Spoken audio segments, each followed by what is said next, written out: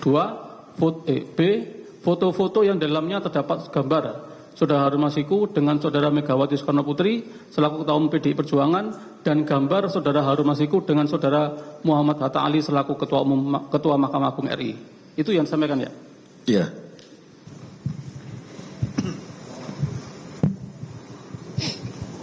Jadi yang mulia, apakah sudah jam 1, apakah kita untuk break suatu dulu yang mulia? Oke, baik.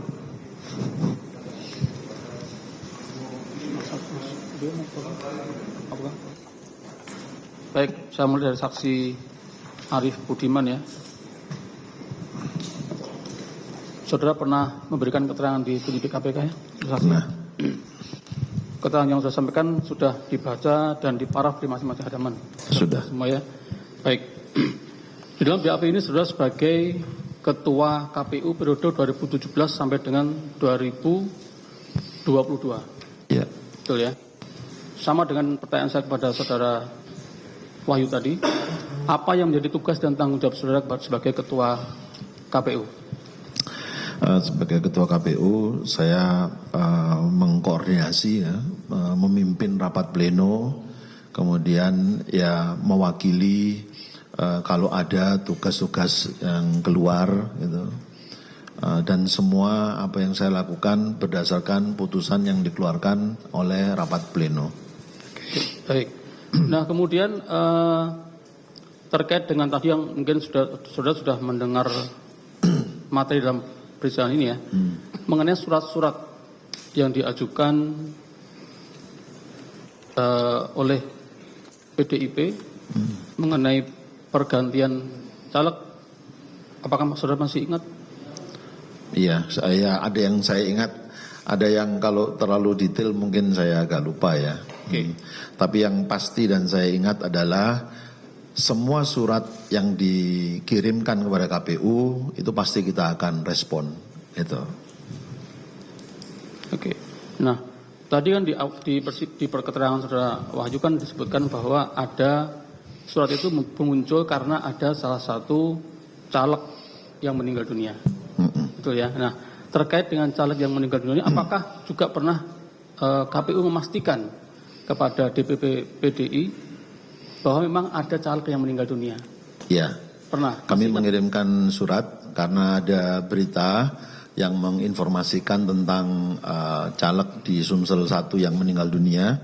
Lalu kami mengirimkan surat kepada PDI Perjuangan. Ini suratnya ya? Seperti ini. Ya. Baik.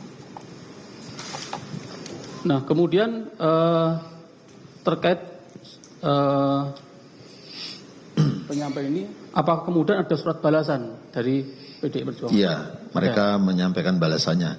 Ya, bukti bahwa ada calegnya yang meninggal dunia, kemudian dikirimkan surat keterangan akta kematian kalau nggak salah ya. Ya, dokumen-dokumen untuk menjelaskan bahwa memang yang bersangkutan telah meninggal dunia gitu. Oke, baik. Nah, kemudian sebagai tidak lanjut dari penyampaian tersebut, tentunya kan KPU memberitahukan kepada daerah ya bahwa ada caleg yang sudah meninggal, terutama Dapil Sumsel 1 ya. Iya. Apakah kemudian sudah ada surat dari KPU yang menyampaikan seperti itu? Sudah, kami mengirimkan surat.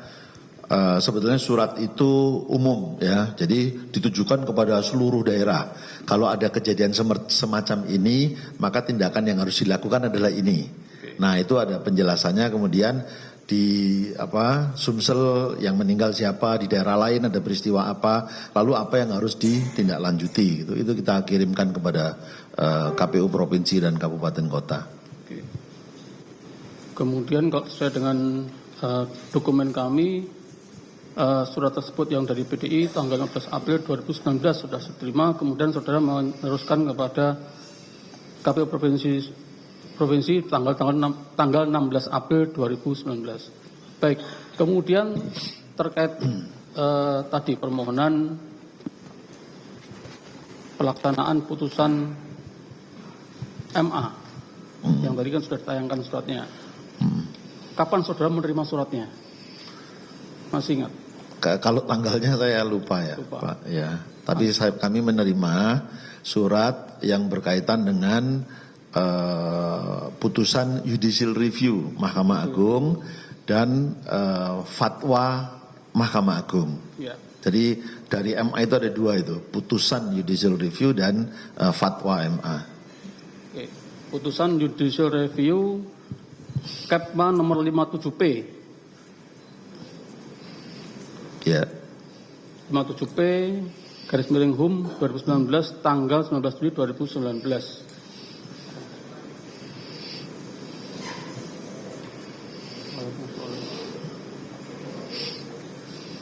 Ya, ini 57P garis miring HUM 2019 tanggal 19 Juli 2019 ya, pada intinya caleg yang meninggal dikembalikan ke partai pengusung dan partai dapat memberikan kepada caleg yang dianggap terbaik. Ya, boleh nggak ditampilkan pada putusan, amar putusan bisa nggak? Supaya nanti kita bisa jelaskan amar putusan.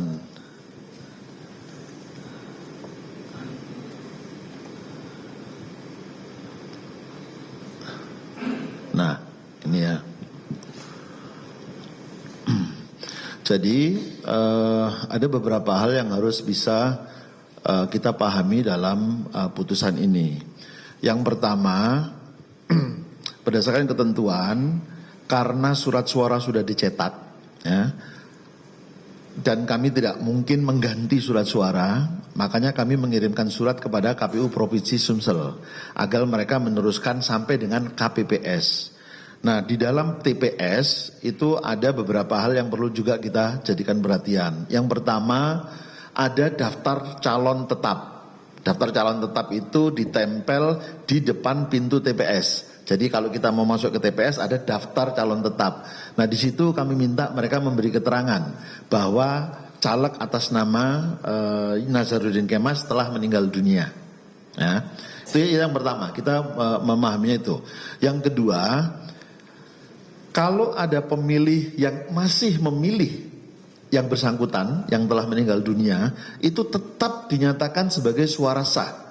Jadi partai tidak dirugikan, gitu ya. Nah, yang ketiga, menurut ketentuan, ya, suara sah itu kemudian dihitung sebagai suara partai.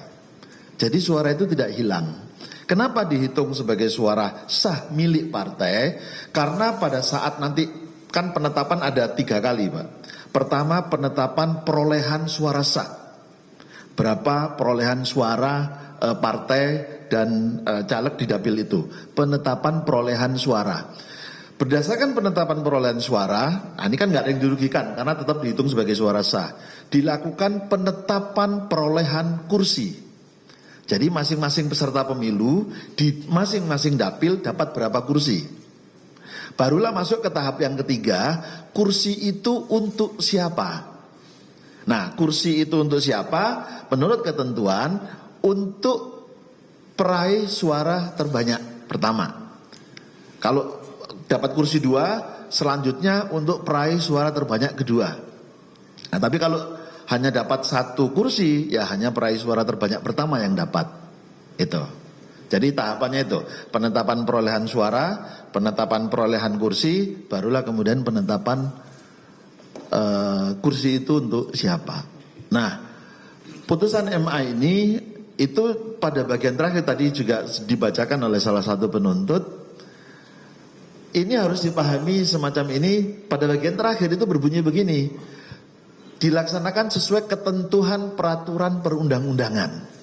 Nah, itulah yang menjadi dasar KPU bahwa sekalipun ada putusan ini dihitung seperti ini, tapi ingat harus sesuai dengan ketentuan peraturan perundang-undangan. Nah, peraturan perundang-undangan itu mengatakan seperti tadi itu mekanismenya. Penetapan perolehan suara, penetapan perolehan kursi, dan kemudian menentukan kursi itu untuk siapa itu.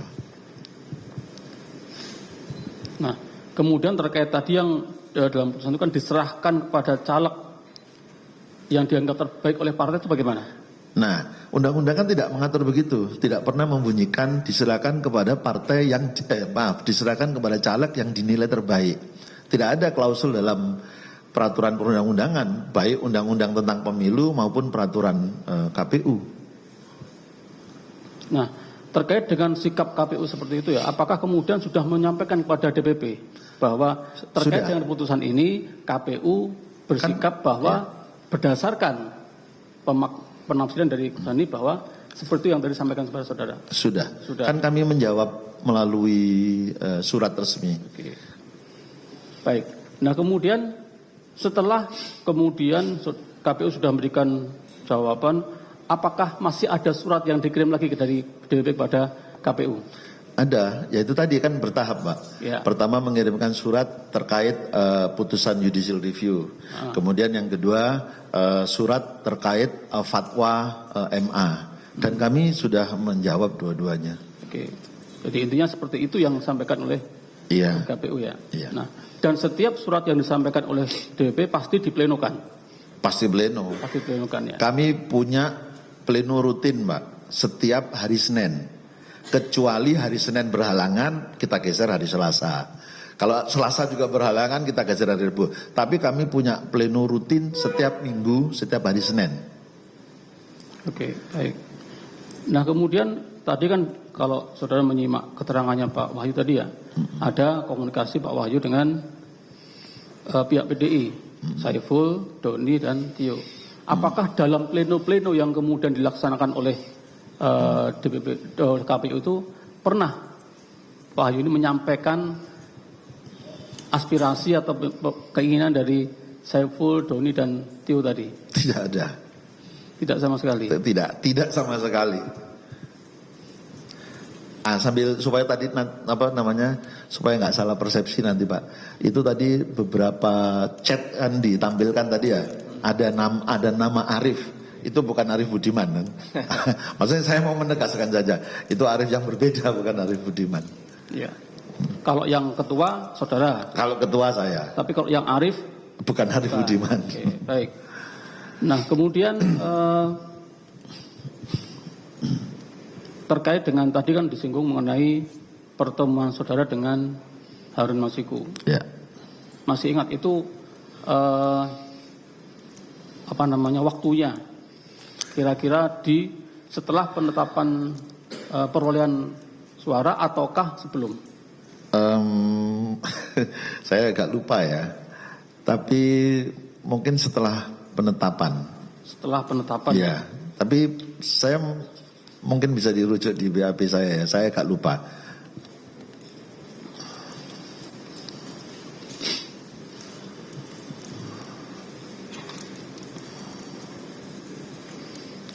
Di dalam BAP saudara izin bacakan yang mulia di BAP nomor 21. Di sini disebutkan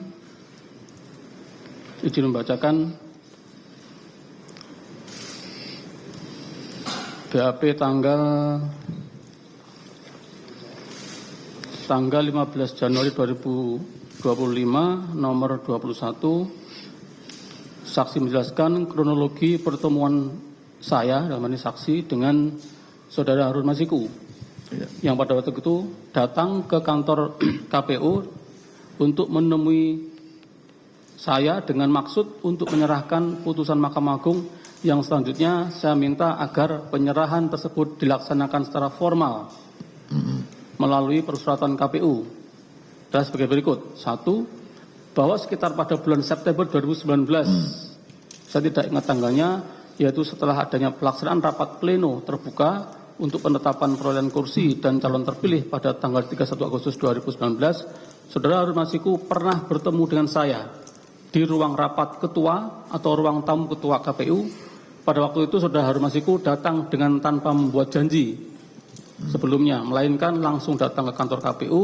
Kebetulan pada waktu itu saya sedang ada waktu untuk menerima tamu dan seingat saya, saudara Harun Masiku datang bersama seseorang yang saya tidak kenal. Betul ya?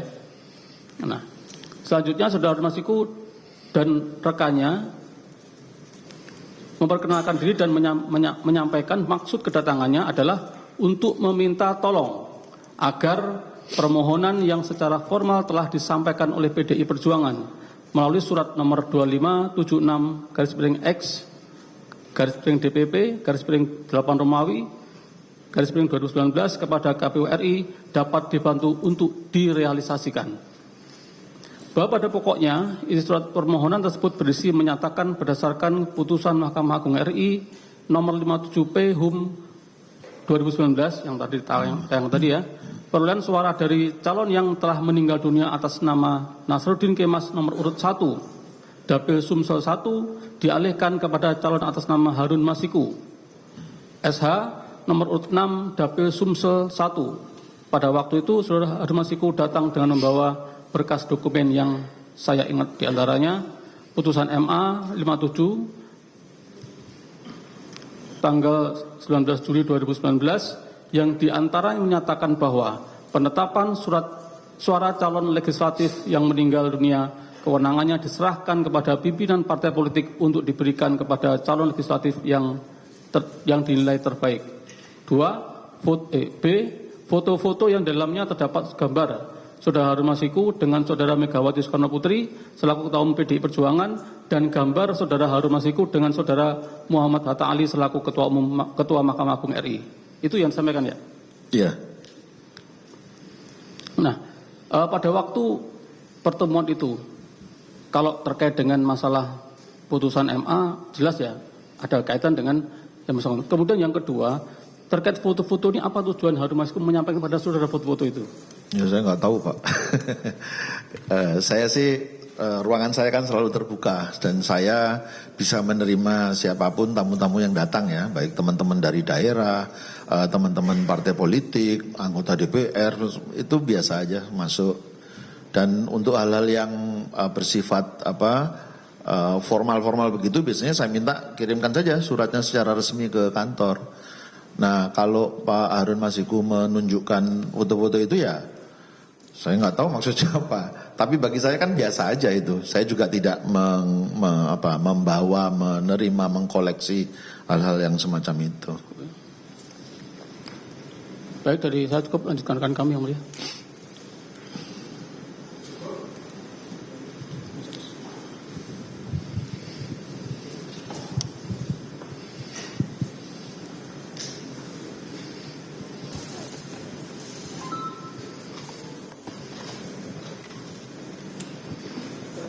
Izin yang mulia sedikit aja terkait dengan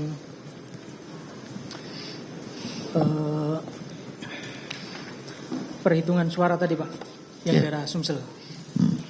Nah ada di BB kami terkait dengan perhitungan itu Pak.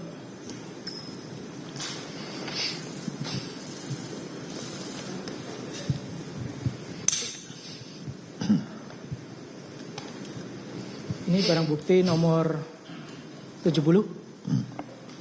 Ini dikeluarkan dari KPU. Ya. Resmi Pak ya perhitungannya. Resmi. Nah, terkait dengan yang Sumsel. Ini ya. Pak, tadi sedikit ditanyakan ke Pak Wahyu. Digeser lagi ke sana Pak. Sampai bagian akhir. Oke. Oke.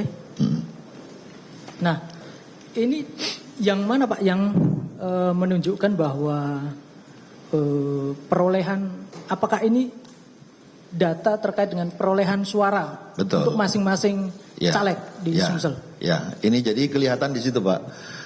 Pertama itu row pertama ya, itu PDI Perjuangan. Itu angka-angka itu menunjukkan perolehan suara untuk partai politik. Ya. Jadi 42.211, 3.638 dan seterusnya itu menunjukkan pemilih mencoblos gambar partai. Yang ini Pak ya? Ya itu. Ya. Kemudian yang kedua row nomor 1, 2, 3 sampai nomor 8 itu pemilih mencoblos caleg. Mencoblos Pak Nazarudin Kemas itu 15.950 dan seterusnya. Yang ini masing-masing. Ya, mencoblos Darmadi ya terus. Itu menunjukkan kabupaten kotanya itu, Kota Palembang, Musirawas dan seterusnya. Nah, khusus untuk Pak Nazarudin Kemas pada bagian akhir itu Bapak bisa lihat DC 1. Ya. Di C1. Nah, yang ini Pak. Itu bukan yang atas. 0 itu angka 0. Ya. Kenapa angka 0? Itu yang saya sebut tadi.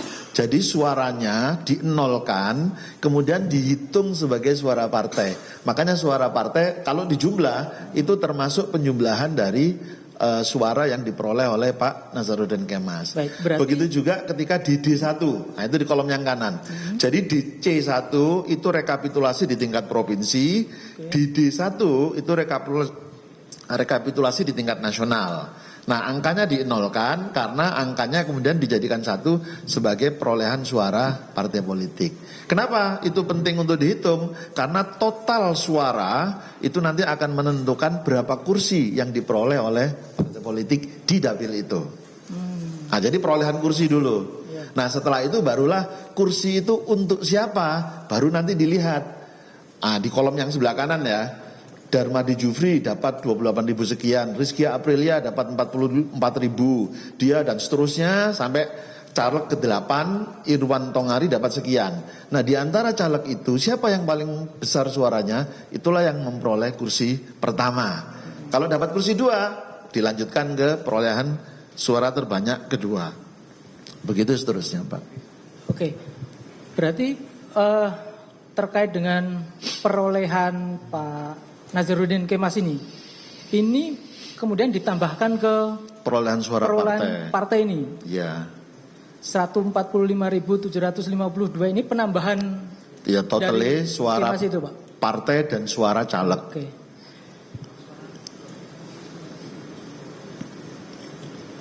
Jadi kalau di DB1 ini sudah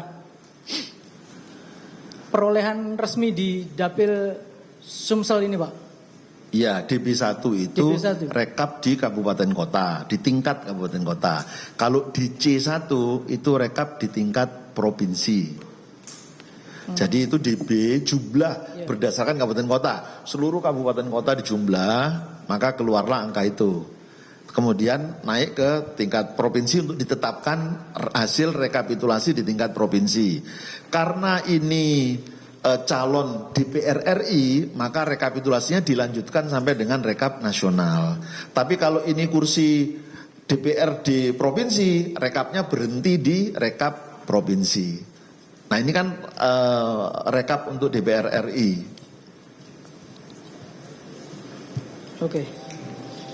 Nah, kemudian terkait dengan barang bukti tadi yang sudah sempat kita tunjukkan ke Pak Wahyu, itu betul semua, Pak, ya? Barang bukti, iya. Ada yang saya tahu, ada yang pernah tahu, tapi kan ada juga yang saya nggak tahu ya. 95 tadi, Pak? Surat-surat tadi ya? Ya. Ini terkait penjelasan yang ditujukan ke DPP tanggal 7 Januari. Ya. Sepanjang ditandatangani, ya itu benar. Saudara ini berarti? Ya. Betul ya? Ya. Oke. Kemudian ada beberapa BB yang belum sempat kami tunjukkan, 81.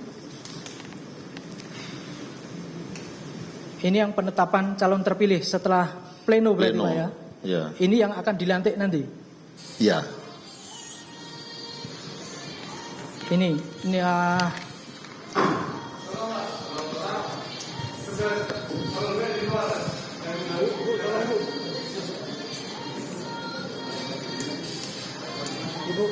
Ibu ini nggak bisa matikan ya. Masa di luar.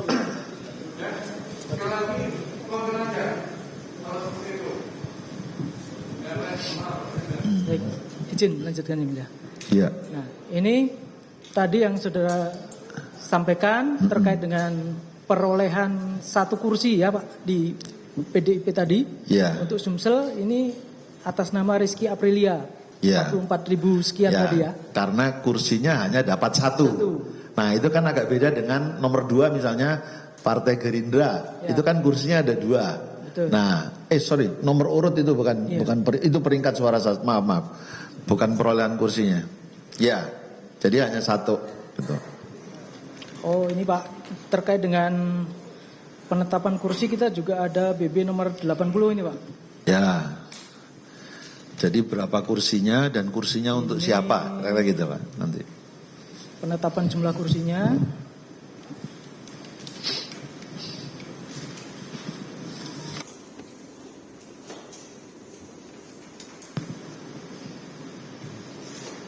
Aceh.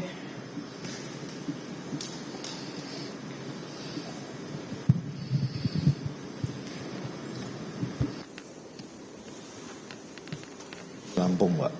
Sumatera, itu. Sumsel. Sumatera Selatan 1 ya. Ini Pak ya. Ya, ini jumlah kursinya. Nomor 3 ini. Ada yang dapat 1, ada yang dapat 2, ada yang tidak dapat, kan gitu itu. Okay. Total jumlah kursi di Sumsel 1 adalah 8. Nah itu.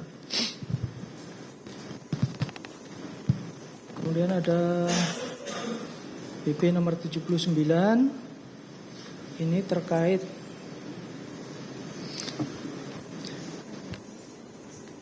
penetapan hasil pemilu untuk anggota DPR, DPRD. Ya, ini perolehan suara. Perolehan suaranya tadi Pak ya, termasuk masing-masing ini ya. Oke.